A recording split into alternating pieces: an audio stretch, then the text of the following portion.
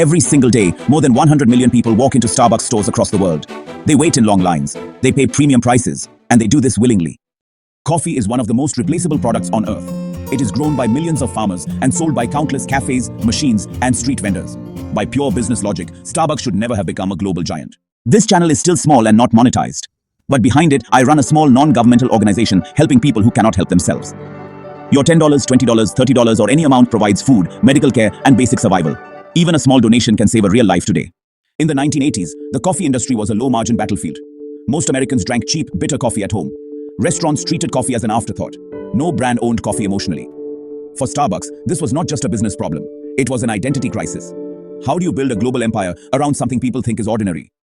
In 1983, one trip to Italy quietly reshaped the future of global consumer culture.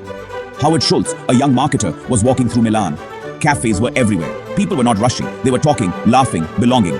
Coffee was not the product. The experience was. At the time, Starbucks was a small company selling coffee beans and equipment. No seating, no espresso, no vision of becoming a cafe empire. When Schultz proposed turning Starbucks into an Italian-style coffeehouse experience, the founders rejected the idea. So he left. What followed was a realization that would, honestly, redefine the brand.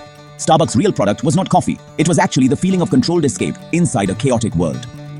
Schultz returned with a plan that sounded, well, kind of irrational. Sell coffee at several times the market price. Build stores that encouraged people to stay longer, not leave faster. Expand rapidly, even if short-term profits suffered. Investors were doubtful. Analysts were skeptical. But Schultz understood something, deeper.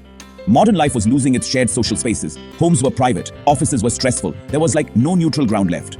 So Starbucks positioned itself as the third place. Not home, not work, but somewhere in between. Soft lighting, a familiar smell, predictable music, friendly but scripted human interaction. Starbucks was not selling coffee. It was, honestly, engineering comfort. And for a while, it worked perfectly. Until it did not. By the early 2000s, Starbucks was everywhere. Too everywhere. Rapid expansion diluted the experience. Automation replaced craftsmanship. The emotional connection weakened. Sales slowed. Customer trust eroded. The brand was, kind of, losing its soul. So, in 2008, right in the middle of a global financial crisis, Howard Schultz made a comeback as CEO. He actually shut down more than 7,000 stores in a single day just for employee retraining. Wall Street, honestly, was stunned. But Starbucks wasn't really chasing short-term profit here.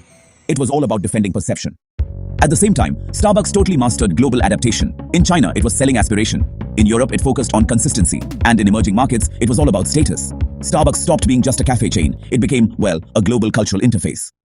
Starbucks does not really sell caffeine. What it actually sells is predictability in an unpredictable world.